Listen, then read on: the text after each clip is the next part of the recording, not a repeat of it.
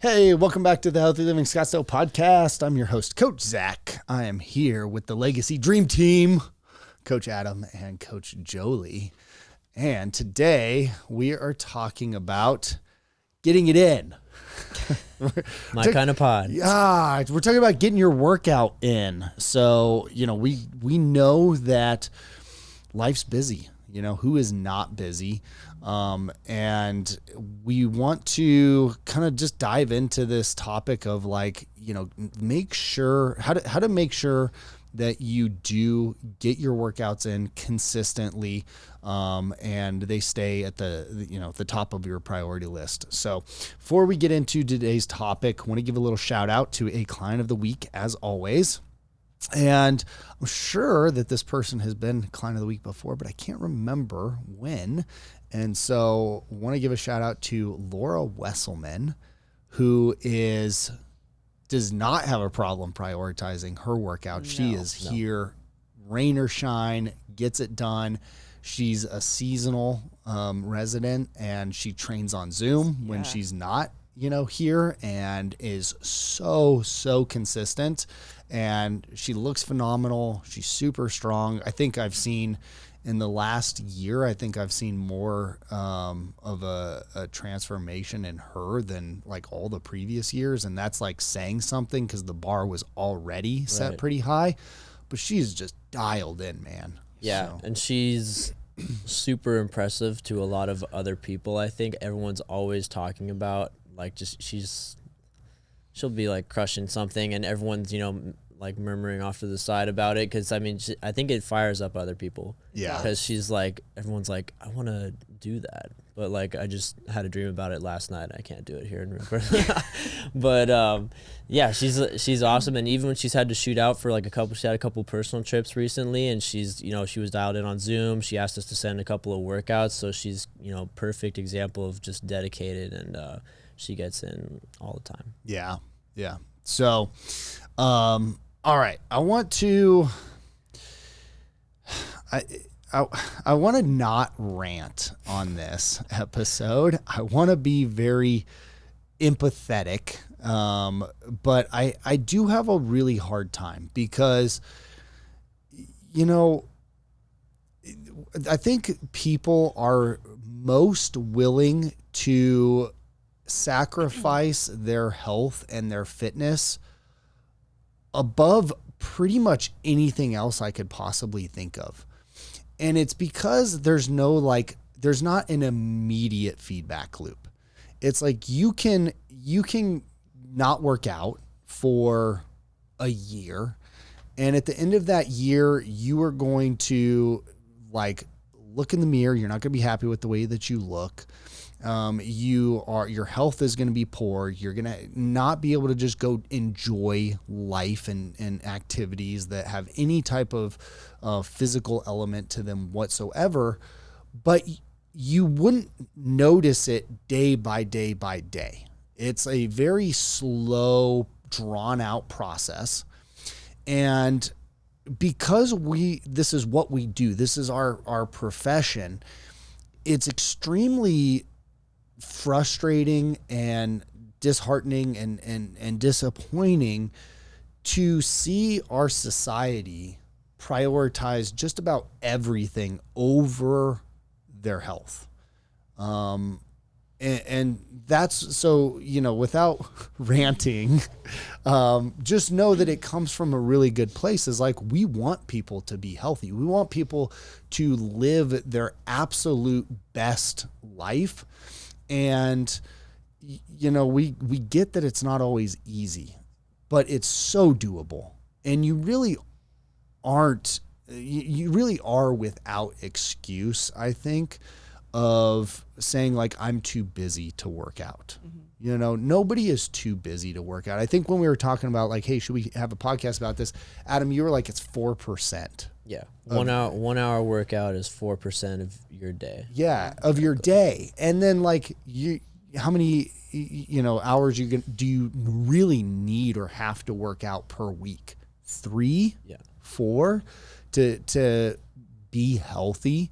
Probably in the top 50 percentile. Yeah. If you're doing 3 mediocre workouts per week, you're probably in the 50 percentile of people that work out, and that's very little time compared to what you're prioritizing elsewhere. You're at the very least establishing the consistency. Yeah. Like if even if it's just 3 hours a week, you got to get those 3. The consistency goes a long way.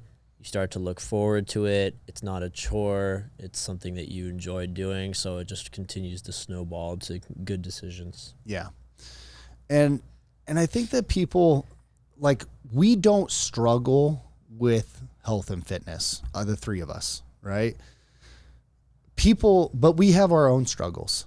And everybody's got things that they're strengths for them. Everybody has things that are weaknesses for them.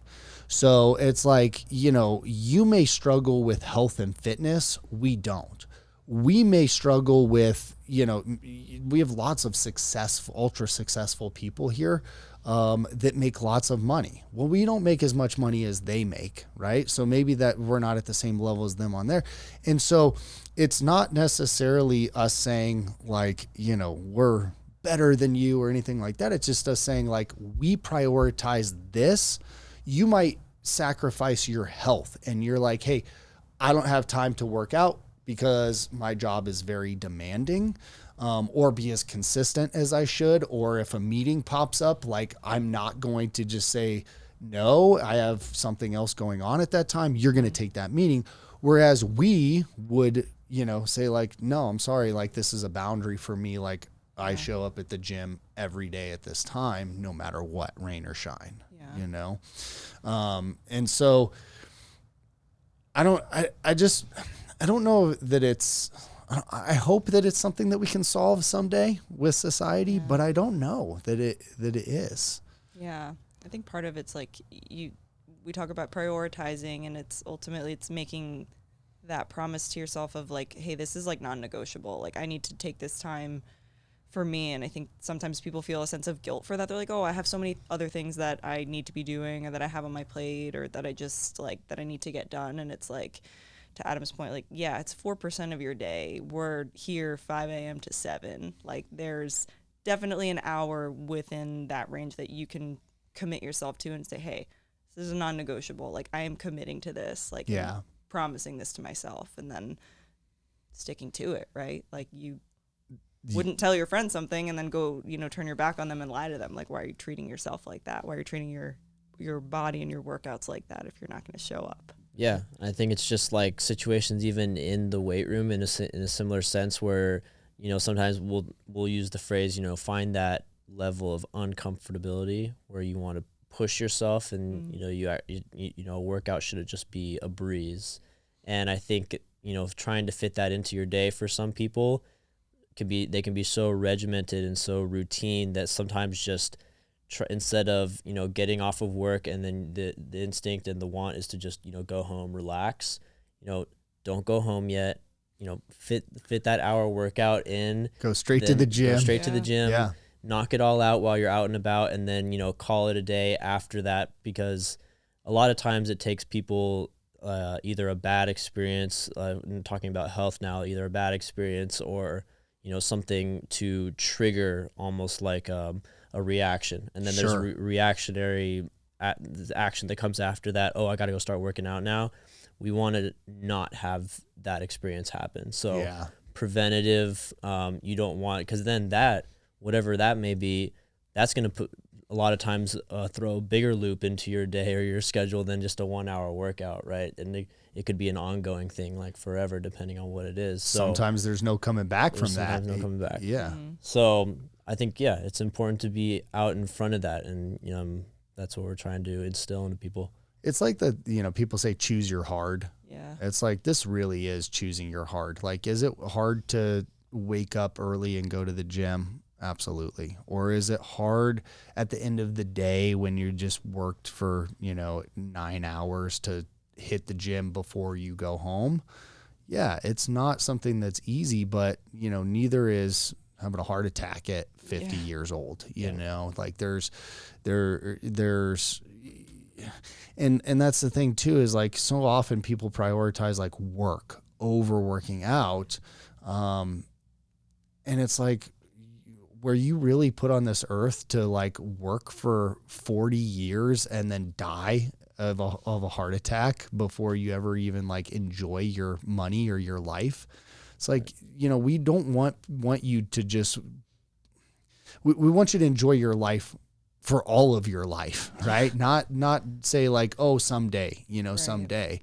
And I remember a story. We had a doctor that was a member here, and he was telling me, he's like, yeah, I had this patient, and this guy made, a bunch of money, and he was like 55 years old, and he retired, and he was super excited. Now he's going to like get in shape. He's going to do vacations with his wife and everything, and then like drop dead like 2 weeks later, Wow. And it was like, okay, that was your existence. Like, and I get it, guys, like I have 2 kids. I have one on the way.